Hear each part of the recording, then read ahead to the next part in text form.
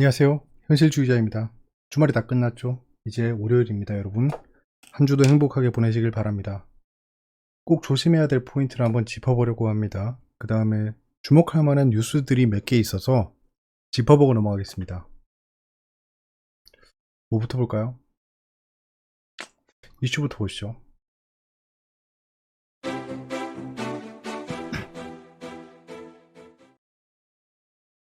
혼자 노래를 좀 했더니 목이 쉬었네요. 좀 양해 부탁드릴게요. 자, 악재 호재는 지금 현재 응답 파산 이슈가 계속 그 두각을 드러내고 있었는데 최근에 좀 괜찮아졌죠. 근데 계속 12월까지 갈 겁니다. 지켜보시고요. 인플레이션 우려는 지속 나올 겁니다. 관련 뉴스도 있고요. 인플레이션은 어쩔 수 없이 오고 있다는 겁니다. 사람들이 우려하고 있을 뿐이지 인플레이션은 온다라는 겁니다. 테이퍼링도 이제 곧 발표하겠죠. 연준에서. 호재를 보시면 백신 접종률이 지속 상승하고 있죠. 치료제도 속속 나오고 있습니다. 미국 인프라 투자 예산안 통과되겠죠. 이런 뉴스가 있습니다. 넷플릭스 코인 터졌나? 제목부터 자극적이죠. 넷플릭스 코인이라고 합니다. 마이네임으로 인정받았다 라고 하면서 내용은 뭘까요? 예상이 되죠. 배우 명가에서 제작 명가로 스튜디오 산타클로스, 마이네임 수혜, 글로벌 OTT 작품 두세 개 더 논의 중이라는 후문이다 라고 합니다. 후문. 자, 그러면 스튜디오 산타클로스 최근에 조명 많이 받았죠? 여기서 더 상승할 수 있습니다. 상승할 수 있는데 3개월 뒤에 주가는 예측이 가능할 것 같습니다. 3개월 뒤에 주가는 상승 전으로 돌아갈 거라 생각합니다. 자, 북한 김여정이 쿠데타로 김정은을 제거한 후에 대역을 사용하고 있다라는 뉴스가 있습니다. 미 타블로이드가 보도를 했대요. 이게 뭐 사실인지 아닌지 우린 모르죠. 뭐 국정원은 아니라고 하는데 사실 신뢰가 갈까요? 이건 현실화 된다면 한국 시장에 단기적으로 좀 혼란을 초래할 것 같습니다. 가까운 예로 예전에 김정은 사망설 당시에 왔다 갔다 했었죠. 특히 대북주는 좀 왔다 갔다 하겠네요. 이렇게 되면. 왜냐면 북한 정권이 바뀌는 거지 않습니까? 그럼 관계도 새로 쌓아야 하고 북한 정권이 바뀌었으니까 거기에 대한 정책 기조가 바뀔 거 아닙니까? 북한도. 그런 게 좀 얘기해집니다. 특히 김여정 부부장이었는데 뭐 지금 이제 사장님 되는 건가요? 그렇게 되면 좀 강경파였죠. 걱정되는 거죠, 그런 게. 그 다음에 건들락, 미 물가 내년까지 4% 넘을 것, 금리가 너무 낮다 라고 합니다. 되게 재밌는 얘기죠. 근데 이건 저랑 기조가 비슷합니다. 저는 인플레이션이 당연히 온다고 생각하고 물가는 계속 올라갈 거예요. 요즘 기름값만 봐도 알 수 있죠. 구리값, 대두값 다 보세요. 근데 내용을 보시면 미국 월스트리트의 신흥 채권왕으로 꼽히는 제프리 건들락 더블라인 캐피털 최고 경영자라고 합니다. 그러면 이 사람은 특정한 목적을 가지고 이런 말을 했겠죠. 어떤 목적일까요? 되게 웃긴 거죠. 채권은 그 금리랑 굉장히 타이틀리 커플링 되어 있습니다. 금리가 상승하면 채권 가격은 떨어져요. 왜냐면 금리가 더 매력적이잖아요. 그럼 그냥 은행에 놔두는 게 낫습니다. 그러면 이분은 채권 왕인데 왜 금리가 오른다라고 할까요? 금리가 올라가면 채권 가격이 낮아진다고 했잖아요. 채권을 싸게 사기 위해서겠죠. 근데 저 말은 맞습니다.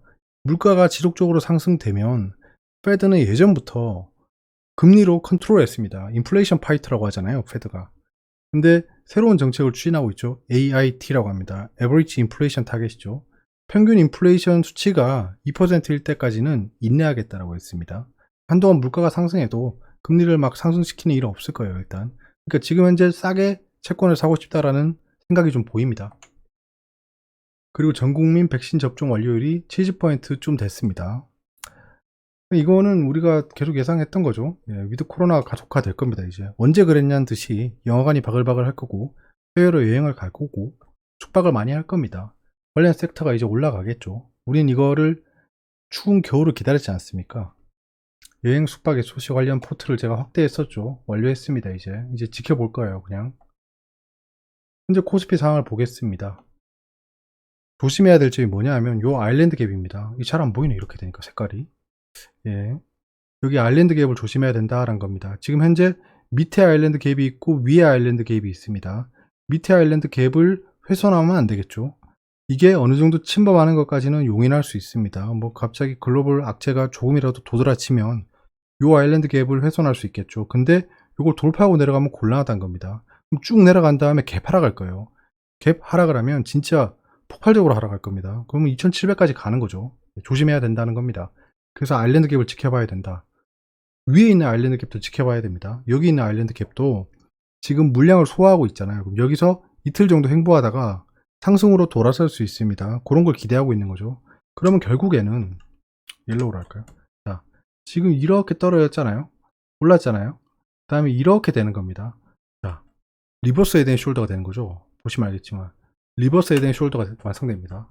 그럼 여기서 이제 이렇게 올라가는 거죠. 이런 추세가 완성될 수 있다는 거예요. 추세로 봤을 때 그렇습니다. 그래서 아일랜드 갭을 집중적으로 봐야 된다. 다음 주, 이번 주에 아일랜드 갭을 어떻게, 양쪽 아일랜드 갭은 무조건 건드릴 겁니다. 모엠 도잖아요. 지금 50% 확률입니다. 위에 아일랜드 갭을 돌파하거나 밑에 아일랜드 갭을 돌파하락하거나 둘 중에 하나입니다. 확률은 그냥 반반이죠. 그리고 뜬금이 없지만 질문이 계속돼서 말씀드립니다. 제가 방송 초창기에 말씀드린 적이 있는데 좀 주식 방송이 아니고 부동산 관련 방송을 하려고 했어요. 특히 경매 방송으로 좀 시작하려고 했습니다. 뭐 주식보단 부동산 경매 쪽이 더 경험이 많았고 재밌었기 때문인데요. 어쩌다 보니까 제가 지금 주식을 하고 있습니다. 부동산에 있으면 더 인기가 많았겠죠. 왜냐면 전 방송 초창기에도 부동산 지속적으로 상승할 거라고 말씀드렸잖아요. 자, 질문이 두 가지였습니다. 부동산 가격이 계속 오를까요? 라는 질문을 계속 저한테 여쭤보세요. 전 경제 채널이긴 하지만 주식을 중점적으로 다루고 있습니다. 그런데도 정말 답답하신 거죠. 근데 저는 항상 같은 답변 했잖아요. 부동산 가격은 떨어질 일이 없고 상승할 거다. 그러니까 이제 자꾸 너 오른다고 하는데 뭣도 모르고 우파냐 뭐 이렇게 여쭤보시는 분들도 있어요. 근데 신기한 게 생각해보면 어차피 다 투자재입니다. 투자재고, 근데 주식시장은 꼭 부양이 돼야 되고 부동산 시장은 하락돼야 하는 이상한 심리 상황입니다. 어차피 두 개 다 투자처잖아요. 사람들한테. 이건 재화입니다. 재화. 주식이건 부동산이건. 그러면 어떻게 그게 반대로 움직일 수 있을까요? 그런 거 한번 잘 생각해 봐야 돼요. 뭐 부동산은 뭐 의식주의 필수 불가결한 뭐 이렇게 말씀하시는 분들도 많지만 어찌 되었건 뭐 집을 한 채 사신 분들도 만약에 산다고 하면 어딜 사세요? 오를 것 같은데 사지 않나요? 그 사람 마음 다 똑같은 거예요. 그리고 저는 좌우익이 아니고요. 정치인들이 부동산 가격을 안정시켜 줄 거라고 생각하지 않습니다. 절대 생각하지 않습니다. 그러니까 이게 정치인들은 안정시키지 않는 것도 있겠지만 그건 모르죠. 안정을 못 시킬 겁니다. 못 시킵니다. 어떻게 이걸 안정시킬 수 있을까요? 생각해 보세요. 주식시장을 정치인들이 좌지우지할 수 있을까요? 못합니다. 그 데이터만 몇 개 받아 알 수 있죠. 보시면 아파트 시세 추이를 보세요. 계속 올라가잖아요. 17년부터 계속 올라가잖아요. 계속 올라가고 있고 부동산 대책을 아무리 발표해도 올라갑니다. 이 부동산 대책이 사람들의 거래를 좌지우지할 수 없습니다. 사람들은 전부 다 지식을 가진 인격체고 자기들의 판단에 의해서 거래를 하는 거죠. 이 거래량이 떨어지는 거 보세요. 아파트 거래량 추이가 이 정책 때문에 다 떨어지잖아요. 거래량이 쭉쭉쭉 떨어지고 있으니까 공급이 하락하는 겁니다. 공급이 하락하면 결국엔 가격이 올라가죠. 왜냐면 수요는 일정하니까요. 6대 4잖아요. 5.5대 4.5, 6대 4입니다. 유주택자하고 무주택자 비율요. 이거는 전 세계 어딜 가도 거의 일정하다고 합니다. 세금 추이를 보세요.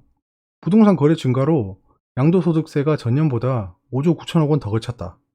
이런 상황인데 정치권이건 투자자건 과연 부동산 하락이라는 이유가 발생할 수 있을까요? 뭐 정치권 입장에서 세금이 많이 거치고 있고 그 아파트 가진 사람들 입장에서도 가격이 계속 올라가고 있는데 굳이 싸게 팔까요? 지금 이 상황에서 아파트는 그냥 깔고 앉으면 되지 않습니까? 그리고 무주택자라도 전세 월세는 무조건 살아야 됩니다. 그러니까 전세 월세를 다 같이 올려버리면 울며 겨자 먹기로 들어갈 수밖에 없어요. 약간 이런 겁니다. 그러니까 이게 역설이죠. 의식주라서 중요한 거라서 뭐 어쩌고저쩌고 하지만 결국에는 들어가 살아야 되는 겁니다. 사람들이 뭐 전월세 올라간다고 불평불만하면서 길바닥에 살 수는 없지 않습니까? 우리 가구는 어떡하고 전자제품은 어떡합니까? 그러니까 어쩔 수 없이 올릴 수밖에 없는 그 약자입니다. 약자 전월세가. 글로벌 부동산을 볼까요? 그럼 우리나라만 이렇게 미쳤나 부동산이? 아닙니다. 지금 보시면 하우스 프라이스가 팬데믹 때 전 세계가 이렇게 올라갔습니다. OECD에서 거의 뭐 수직 상승했죠. 우리나라만 오르고 있었다는 게 아닙니다. 2018년부터 계속 올랐어요. 보시면 계속 올라가죠. 거래량도 증가하고 상승분도 굉장히 큽니다. 이렇게 그러니까 전 세계의 부동산이 지금 상승 추세입니다. 우리나라만 뭐 정치인들이 잘못해서 오른다 이런 게 아니에요. 통화량이 증가했지 않습니까? 양적 완화가 이루어졌지 않습니까? 그러면 결국에는 가치가 돈이 2배로 발행됐으면 우리가 보통 가지고 있던 가치가 2배로 뛰어야 됩니다. 맞죠? 집값도 2배 뛰는 게 맞고요. 주식시장도 2배로 올라가는 게 맞아요. 돈이 많이 풀렸으니까. 그 짧은 기간에 기업의 가치가 바뀌었을까요? 뭐 몇몇 기업은 그렇겠죠. 뭐 메타버스가 온다, 리모트 워크 환경이 있다, 그러면서 뭐 몇몇 라이징 스타들은 있었지만 기존에 있던 기업들의 가치는 별로 변하지 않았다는 겁니다. 그런 걸 한번 생각해 봐야 될 것 같아요. 그래서 부동산 가격은 하락할 일이 없다라는 겁니다. 리먼 브로더스 같은 부동산이랑 정말 타이틀리 연결되어 있는 애들이 아닌 이상, 그런 악재가 아닌 이상 부동산 가격이 떨어질 리는 없다는 겁니다. 이때는 청산 물량이 너무 많았죠. 예. 그때 서브 프라임들, 예. 서브 프라임이라고 하면 프라임 밑이죠. 그러니까 저신용자들에 대한 파산이 이루어진 겁니다. 그때 모기지 채권을 대거 매입했지만 막을 수가 없었죠. 그런 사태들이죠. 그러니까 결론을 내면 부동산이 하락하기 쉽지 않다는 겁니다. 거기 연장선을 그어서 주식시장도 하락하기 쉽지 않다는 거예요. 동일한 이유로. 마지막으로 셀트리온 볼게요. 자, 셀트리온은 어떻게 대응해야 하나요? 라고 하시는데 똑같습니다. 예. 추세 하락 중이죠. 예. 추세 하락 중입니다. 거기에 지금 지지선 가까이 와 있죠. 지금 여기서 이렇게 올라가다 전 약간 이렇게 될 거라고 예상은 하고 있습니다. 예상은 하고 있는데 제가 기다리는 시나리오가 뭐냐 하면 가져오시면 안 되는데 예. 제가 기다리고 있는 시나리오는 이겁니다. 여기 오는 거예요. 예. 17만원대까지 오는 걸 기다리고 있습니다. 추가 매수. 예. 지금 평단이 지금 이쯤 됩니다. 이쯤 됩니다. 이쯤 돼요. 그러니까 약간은 물려있는 상태죠. 물려있는 상태인데 추가 매수를 하지 않고 있습니다. 여기까지 와야 돼요. 예. 17만원에서 18만원 사이가 와야 됩니다. 제가 추가 매수하려면. 그거 아니면 사지 않을 겁니다. 지금 이렇잖아요. 예. 요 사이에 들어와야 됩니다. 요 사이에 들어와야지 제가 매수할 거예요. 그럼 제가 가지고 있는 거에 더블로 살 겁니다. 굉장히 비중이 커지는 거죠. 굉장히 비중이 커진다. 뉴스 한번 볼까요? 빨빨 보겠습니다. 시간이 얼마 없네. 자, 외신입니다. 자, 차이나 에버그란데에 대한 이슈가 나오고 있습니다. 10개 정도 자산 프로젝트를 재개하고 있다네요. 홍다가 다시 활동을 시작한다. 근데 얘들은 다른 모멘텀도 있습니다. 자기도 뭐 전기차에 집중하겠다 뭐 이런 얘기도 하고 있어요. 아무튼 홍다 사태는 12월까지 갈 거다 정도만 체크하고요. 시바이누라고 합니다. 예, 이게 뭐냐면 도지코인에서 그 포크한 겁니다. 따로 포크라고 하면 설명하기 어렵다. 예, 떼어져 나온 겁니다. 그러니까 분사했다고 보시면 돼요. 회사로 치면 그냥 스피노프 했다는 겁니다. 도지코인이 저는 일단 가지고 있기 때문에 뭐 의견은 스킵하겠습니다. 그 다음에 오일 익스포터 사우디아라비아가 2060년까지 탄소 제로를 실천하겠다라는 겁니다. 다른 나라보다 10년이 늦대요. 뭐 당연하겠죠. 기름 팔아먹는 애들이 예, 그렇겠죠. 아무튼 뭐 이런 얘기를 하고 있다. 뭐 의미는 없고요. 차이나가 얘들도 지금 탄소 제로에 대한 얘기를 하고 있는데요. 얘들도 똑같습니다. 2060년까지죠. 근데 탄소 제로를 실천하는 건 좋은데 그 푸드, 식량이랑 에너지에 대한 안보는 강건히 해야 된다는 겁니다. 이건 되게 아시아 지역은 좀 억울할 수 있어요. 아시아, 아프리카, 중남미는 좀 억울할 수 있습니다. 왜냐? 서구 열강들하고 그다음 유럽 애들 전부 다 경제 발전을 다 이뤘어요.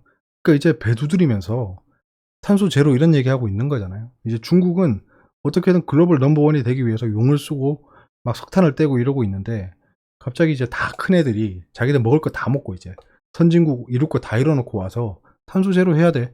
이때까지 탄소 제로를 부르짖게 만든 놈들이 자기들인데 자기들이 환경을 얼마나 파괴했습니까? 그런 애들이 이제 자기들 이제 등 따시고 배부르다고 얘들아 탄소 제로 해야 돼 이러고 있는 겁니다. 이제 막 따라잡고 있는 애들은 열받죠. 그런 상황입니다. 그래서 저런 얘기 하는 거고요. 자, 코비드 19 케이스가 유럽에 20밀리언치가 증가했답니다. 굉장히 많은 양이긴 하지만 사실 뭐 우리가 감기가 몇 명 걸렸는지 뭐 전 세계적으로 체크 안 하지 않습니까? 코로나도 이제 위드 코로나가 되면 그렇게 될 거다. 뭐 백신이든지 치료되든지 컨트롤이 가능해지면 그렇게 되겠죠. 내신입니다. 위류세 15% 낮추나 가격 하락 체감에 2주 걸려. 예, 지금 기름이 하루에 20원씩 올라가더라고요. 유류세를 낮춘다고 합니다. 그럼 유류세 낮추면 예, 뭐 기름값 영향 없을 거예요. 넘어갈게요. 예. 가상화폐 수입 내년부터 과세한다. 거래소 어렵다라고 합니다. 가상화폐 수익을 내년부터 과세해도 뭐 가격에 영향이 없을 거다라는 겁니다. 왜냐하면 우리나라만 거래하고 있는 게 아니거든요. 카카오페이 공모가 9만원, 25일 일반 청약 흥행 청시로 내일이죠. 오늘이죠. 이제 합니다. 하는데 그럼 그 투자자 예탁금이 확 빠지겠죠. 재밌는 게 있어요. 재밌는 말입니다. 잘 보세요. 이번 수요 예측에는 대부분 참여 기간이 상장 후 최단 1개월에서 최장 6개월간 주식을 팔지 않겠다는 의무 보유 하격을 제시해 카카오페이의 장기 성장성에 신뢰를 높였다. 높은 신뢰를 보였다. 진짜 말장난이죠. 네, 무슨 6개월간 팔지 않겠다는 게 장기 성장성이랑 연결이 됩니까? 네, 이 정도면 초반에는 분위기 안 좋을 수 있겠습니다. 이 꼬라지 보니까. ETF 나오고 연기금이 담고 비트코인에 스며드는 미국. 이제 슬슬 ETF가 출시됐기 때문에 살 수밖에 없을 겁니다. 살 수밖에 없을 거예요. 비트코인은 이제 전고점 돌파를 좀 내다봐야 될 것 같습니다. 돌파했죠? 네, 돌파해서 이제 가격이 좀 안정권에 들어가면 조금 상승세가 나올 수도 있을 것 같아요. 이제 대형주인 비트코인이 상승을 마쳤으니까 알트코인들이 미쳐 날뛸 겁니다. 비트코인 한여름밤의 꿈 이제 끝. 폭락장 오나. 예. 폭락장 제발 와라라는. 예.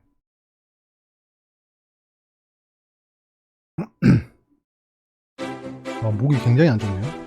노래하면 안 되겠다. 자, 볼 거는 이제 실업수당 청구 건수를 보면 될 것 같고, 유럽의 소비자 물가지수 올라간다고 나올 겁니다.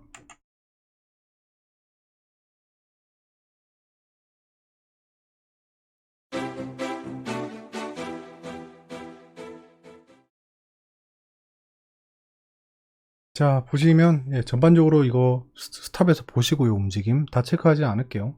글로벌 상승은 지속 중입니다. 한국이 지지부진하죠. 한국이 지지부진한 이유는 왜냐, 한국만 지금 20주선 밑에 있어요. 전체적으로 보면 뭐 이분들하고 우리가 비교되는 나라는 아니지만 그래도 전 세계가 다 20주선 위에서 상승세를 보이고 있는데 우리나라만 지금 20주선 밑에서 오늘 내일 하고 있다는 겁니다. 한국이 지지부진한 이유는 저는 대선 리스크로 판단하고 있습니다. 왜냐하면 주식시장은 5, 6개월 정도 선행하잖아요. 근데 지금 조정을 보이고 있다는 건 5, 6개월 뒤에 뭐가 있는지 생각해 보면 되잖아요. 5, 6개월 뒤에 대한민국 대선이 있습니다.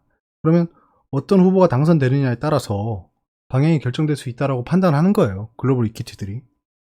제가 올린 영상 중에 이재명 지사가 당선되면 증시는 어떻게 되나라는 걸 분석한 게 있잖아요. 그런 걸 참조하시면 될 것 같습니다. 증시 주변 자금이 정체되고 있습니다. 보시면 상승세가 좀 꺾이고 있어요. 고점도 낮아지고 있죠. 더 들어올 돈이 없다라는 겁니다. 현재는 시장도 잠그고 있고 양적 완화도 이제 중단하니 많이 하고 있기 때문에 투자자 예탁금이 올라갈 일은 없어 보입니다. 제가 기대하는 건 연기금이라던가 그 다음에 주식을 잘라서 살 수 있게 푼돈도 들어올 수 있게 해주는 그런 것들이 아마 영향을 줄 거예요. 보시면 신용은 다시 상승하고 있는 모습이지만 좀 둔화되고 있고요. 공매도는 지속해서 상승하고 있습니다. 예, 카카오페이 IPO를 하면 확 떨어졌다 올라가겠죠. 이때처럼 슉슉슉슉 떨어지는 것처럼. 자, 글로벌 지표 볼까요?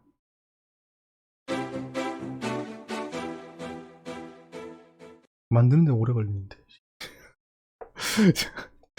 자, 외환을 보시면 이거 전반적으로 또 멈춰놓고 보세요. 달러가 지금 상승 추세죠. 20주선 위에 있습니다. 안전자산 선호가 좀 늘어나고 있다는 게 좀 보여집니다. 주식시장은 올라가고 있는데 안전자산 선호는 올라간다. 지금 약간 냉온탕을 오가고 있는 거죠.